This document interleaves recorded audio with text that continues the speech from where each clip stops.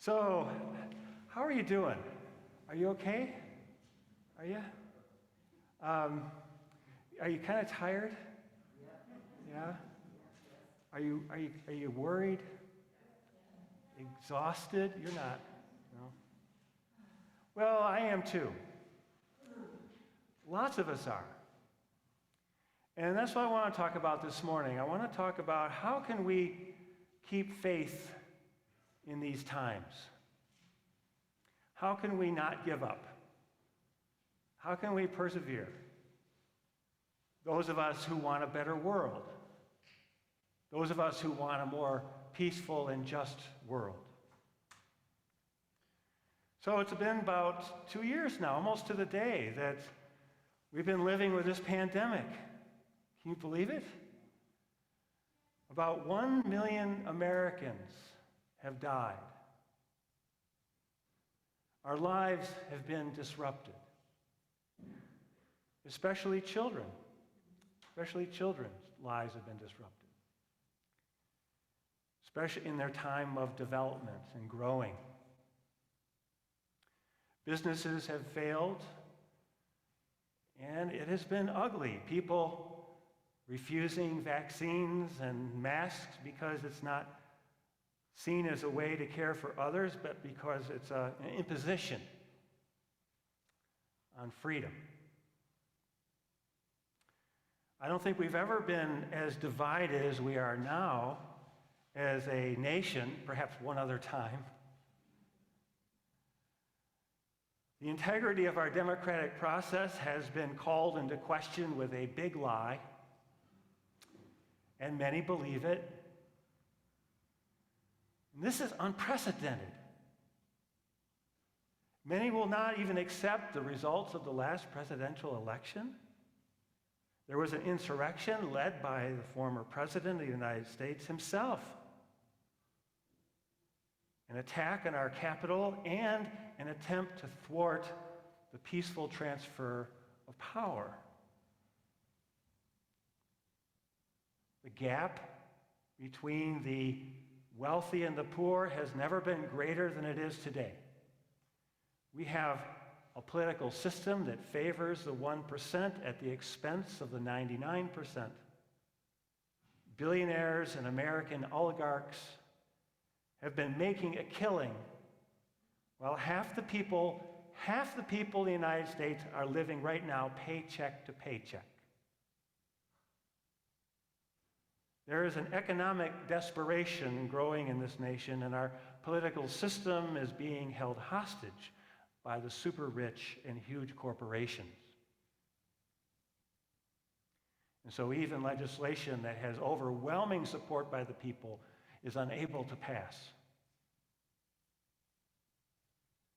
We seem unable as a society to make any significant progress on global climate change because of this captivity, even though a large majority of the people want collective action by the government. We are losing this battle, and we are failing our children, and we are failing future generations, and they will reap what we have sown. And now we have an invasion of Ukraine by an autocrat, Putin of Russia. Thousands will die, millions will become refugees. And there is a danger that this could escalate with the threat of nuclear war. And so lately it seems like if it weren't for bad news, we wouldn't have any news at all. So how do we not succumb to a sense of futility? How do we not give up? How do we resist the urge just to stick our heads in the sand to escape it all? How do we energize ourselves and not disengage, but continue to act responsibly? I'm reminded of a marvelous essay that the playwright Tony Kushner wrote a number of years ago. In it he says, "I do not believe the wicked always win, I believe our despair is a lie that we're telling ourselves. In many other periods of history, people, ordinary citizens, routinely set aside hours, days, time in their lives to doing the work of politics, some of which is glam and revolutionary, and some of which is dull and electoral and tedious and not especially pure. And the world has changed because of the work that they did. That's what we're starting now, he said.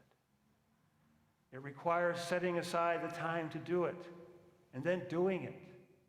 Not any single one of us has to do or possibly can save the world, but together in some sort of concert or even especially non-coordinated concert, with all of us working where we see the work to be done, the world will change, he said. I recently heard a high-profile person say that if you are feeling doomed and resigned, if you're feeling like giving up, that you're falling for propaganda. She was making a point that powerful people, the autocrats, the oligarchs, powerful people don't want working people and ordinary folks to hear that they actually can win. If you're feeling cynical because you see all this bad stuff, it's going to make you feel like nothing is happening. But it's engineered that way. Because a resigned citizenry that has given up is just what the ruling interests want. They want people who believe nothing is going to change. They want people in despair telling themselves a lie that nothing can change. So the remedy to this is to share good news. Good news is what we need to remind ourselves that change is possible, that we can make progress. Things like, for example, the John Deere strike in the past summer that was successful. Things like organizing efforts to bring a union to Starbucks nationwide. Because you see, big companies hire lobbyists to kill these kinds of stories, to kill good news. Plus, the news and social media love all these negative stories, the bad news, because it drives the ratings, you know? You know the old maxim, if it bleeds, it leads? The algorithms favor bad news and the anger and strong emotions that it generates. And so what do we need to do? We need to be intentional about seeing and sharing good news. It might help to remember that Jesus was all about this. The Greek word euangelion, often translated as gospel, is literally good news. In his inaugural sermon that Bill read this morning, Jesus read from the prophet Isaiah, saying, "The Spirit of the Lord is upon me and has anointed me to share" what? Good news. Good news for who? Good news for the poor. Good news for the captives. Good news for the oppressed. Good news for all of those who are in crushing debt.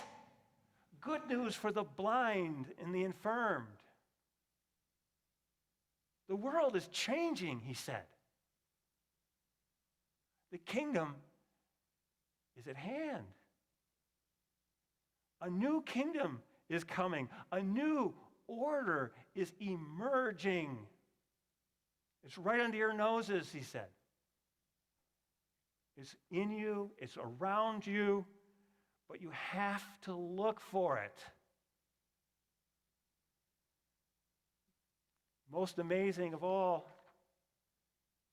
there's also this loving presence, Abba, God, in this world, calling forth goodness, calling forth justice, calling forth compassion, like leaven in the bread, like mustard seeds. They're going to spread.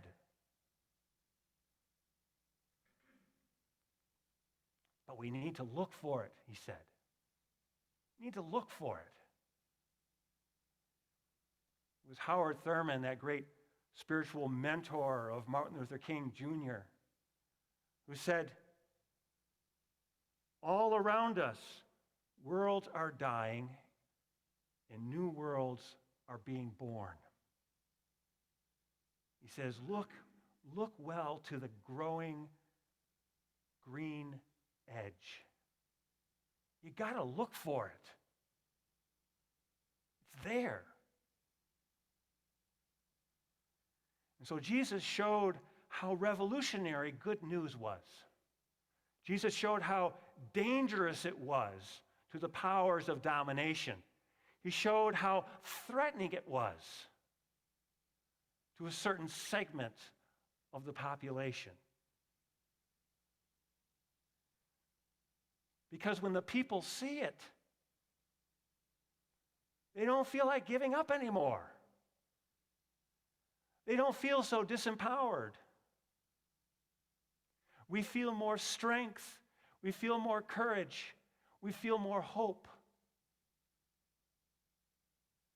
As Isaiah wrote, those who wait upon God will renew their strength, will soar on wings like eagles, will run and not grow weary, will walk and not be faint. That's what good news does. And this is what sharing good news can do. Now, listen, I'm not saying that we ignore all that bad stuff that's going on right now. I'm the last person you're going to hear say that. I'm not saying, pretend that it doesn't exist. But what I'm saying is that when we pay attention to the goodness and the beauty that is emerging all around us, then we can change the world. I want to end with a story. This is about a man who sat at a metro station in Washington, D.C., and he started to play the violin. It was a cold January morning, and he played 6 Bach pieces for about 45 minutes. And during that time, since it was rush hour, it was calculated about 1,100 people went through that station, most of them on the way to work. 3 minutes went by, and a middle-aged man noticed that there was this musician playing, and so he slowed his pace, and he stopped for a few seconds, and then he hurried on to meet his schedule. A minute later, the violinist received his first dollar tip. A woman threw the money in the till, and without stopping, and continued on to walk. And a few minutes later, someone leaned against the wall and listened to him, but the man looked at his watch and started to walk again. Clearly, he was late for work. The one who paid the most attention was a 3-year-old boy. His mother tagged him along, telling him to hurry, but the kid stopped to look back at the violinist. Finally, the mother pushed hard, and the child continued to walk, turning his head all the time. This action was repeated by several other children who walked by. All the parents, without exception, forced them to move on. In the 45 minutes that the musician played, only 6 people stopped and stayed for a while. And about 20 gave him some money, but continued to walk in their normal pace, and so he collected about $32. And when he finished playing, the silence took over, and nobody noticed it. Nobody applauded, nor was there any recognition. No one knew this, but this violinist, his name was Joshua Bell, one of the most talented musicians in the world, playing incognito. He had just played one of the most intricate pieces ever written on a violin that was worth $3.5 million. 2 days before playing on the subway, Joshua Bell sold out a theater in Boston where the seats averaged well over $100 a piece. How much are we missing? How much beauty? How much good news are we missing? How many acts of kindness, generosity, courage, and sacrifice? How many ways that a new world is emerging right now, right before our eyes?